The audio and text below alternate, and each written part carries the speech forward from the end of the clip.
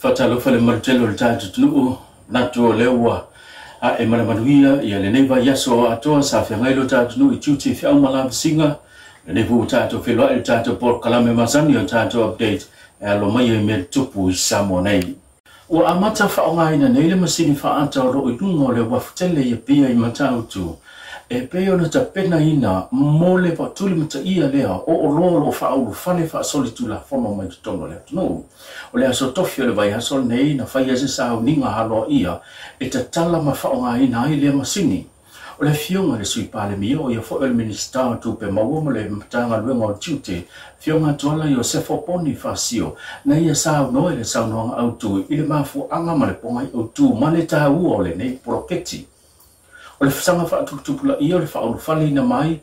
o le whala au whaasaina ngā koti po le eisa, ai meise o tūlango la au malosi, le whaatanga ina ma utu tau le whaatanga ina o lo whaolu whale mai tona na tunu. O le tasi le whanau donga ma le mafu anga au tū, o le whaatinga o le nei wha moe moe.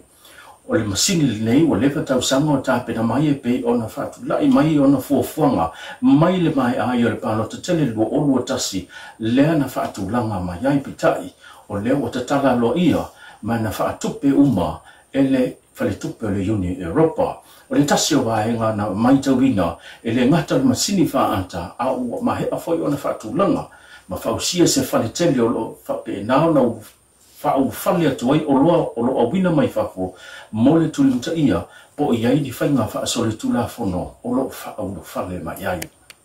Ua jai tola pōle whai unga le whamasnonga maa walunga, ina meta upu e peo na tula I ese taso e tamai lumo le whamasnonga maa walunga, I morianga e whao le whai ahinga malosi, tasi le morianga o le whai ahinga le se tasi e iai le so o tanga wavalata, ma le tasi o le morianga, o le whai ahinga le se tasi na o le se fulu ma le lua o na tausanga.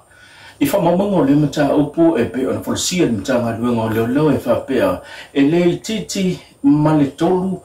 tausanga talu o na tūla I mai lea whaalawe lawe, e pe o na awhia se tene titi na o le se fulu ma le lua o na tausanga. I whamamongo fo e pe o na tā ua hai, ko le neitama o lo nā whawhine whai le te titi o lo awhia pai lak chiko dota, mai le titi fo I ma le whaatasi, o na whaia ngai ngoinga whaasoli tūla whono, e whaalea ngai nei le mai tango le te titi se tu lou le whaafonga anga le atuno.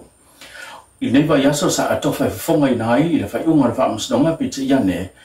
na toi tōra pōr whaiunga le whaamasnonga, ina ua iai nisi o vaenga, wa tu ina tu le loia le whionga whimauno sarona, o loo tūla I mo le tamao loo mo lia, e peo le silfio le nemta upu, na tūla I mai, I tausanga o mawai wa silia ma le lima tausanga talon tūla I mai, le na whano le soifua le teni titi, I a masino Februari, I le tausanga lua o tasiba. O whatulanga I lana whionga le whamsimsini whionga sa tiusi matiwa perese, le aso balu o le masino o kusa le masino fau, o le atu ina mai lana whai unga, e tusai ma le nei whaasalanga, o lo nofo tau fia pele tama, e pei ono tua ia, I lona lava whawhine whai. E lima tausanga o whaasala I le whale puipui se tasi o fōma I tau si soifua, I le morianga o le ave whaamalosi lea o se tamaititi se fulu ma le lima tausanga, o ala tise, ofa, sefa, lima se fulu ma le fitu tausanga mai le fia onga mangiangi, ua whaasala e whamasnonga mawalunga, I le tai au nei e tusai malana ngai ngoinga whaasoli tula whono, I whaamaumunga le tua leo leo I pia na whalasia I luma le whamasnonga, I le tausanga se mbai atu nei le aso ono o iu lailua olu o tolu, na ia piki na aise tamaititi, ma whaapea atu na te momolia I lona a inga, pitai, na ia whaia se ngai ngoinga whaasoli tula whono o le poponi leo mata le tamaititi, ma tau mawhai e o omi I lalo le tamaititi na awane I o nei loa ina le whaamalama manisi o tula ngai whafo atu, au whaanati nati mwhaatu tope atu ai le taavale a ngai atu I si umu. O le tuo le taavale si e tasi o mga hala I si umu, na whaapea atu ai loa ia le li I fō mai, mo se ngai ngoinga tau whiusua inga e fia whaia. O le avanoa lea na sola e se ele tamaititi au tu le taavale ma mo ai loa se tasi o ainga mo se fisoswani.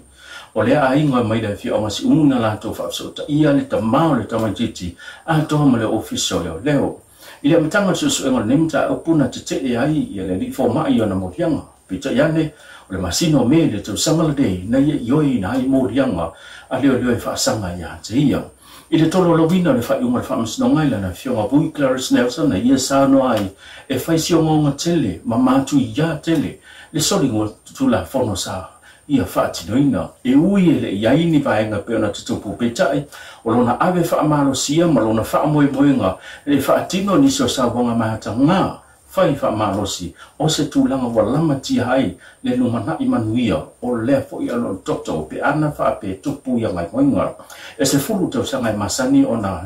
fa sala ina ise tasina te solia ia tula fono i morianga le ave fa malosi leo o se te mai titi petai lima tau sanga ua tu ina atu le fa masnonga e ui na fina o mai matalo sanga maila na loia Alex Sua mo se avanoa ina ia fa mawina ai fa mau ni hai morianga e au no ma fa mawina i fa mau ma fa masnonga petai le silisila mamao la na fionga fa masino bui Clarence Nelson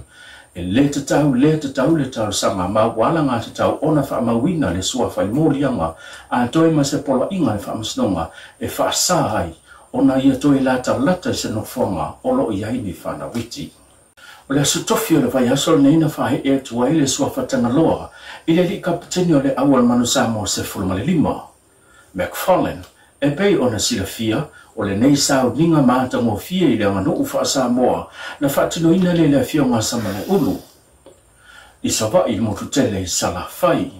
i le fatatanonga ma le te malanga le fionga sua hasa Jeremia na ia ta waile ta ua o le tasi le vaenga o lo fatapito ma ave ia le fa mua i tu tono tonga la wapinga le awa le tunu ule manu sa mo suma le lima o le mata i tu le ona so tanga fa le nganu e mai se o fa sino manga fa le ainga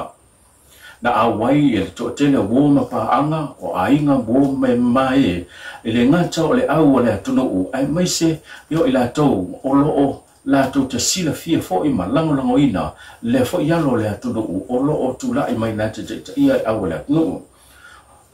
le fionga ia tangaloa McFarlane e mai le fionga momoa e pe ona sila fia sa avea o se kapiteni fo ile awa le fionga momoa Rooster e me se ina wa maua lana konkarate le na ta alo ile kalapua Saracens i Peritania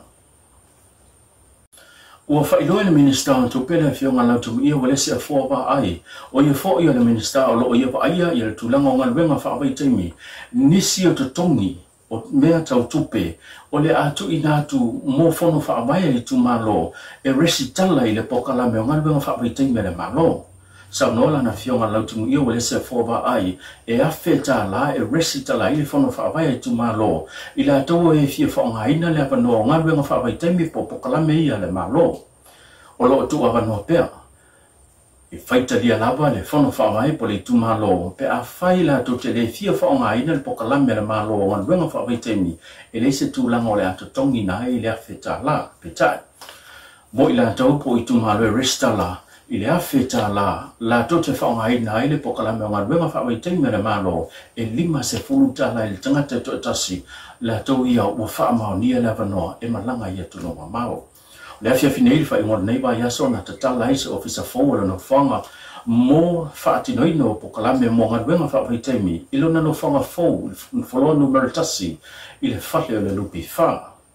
tele ni so ba henga wa fa pedana tu inatu ele malo mo itu malo te tase mai se la to e fa ngaina le nei o na ngadwenga fa vitemi mo le manuio ainga e mai se o lumana io fio anga ma e kale sia Lunga tātou pokalame o tātou update pena ma sangia i vaiaso te tasi tātou ke loa i le vaso mua mua soifua mai manuia.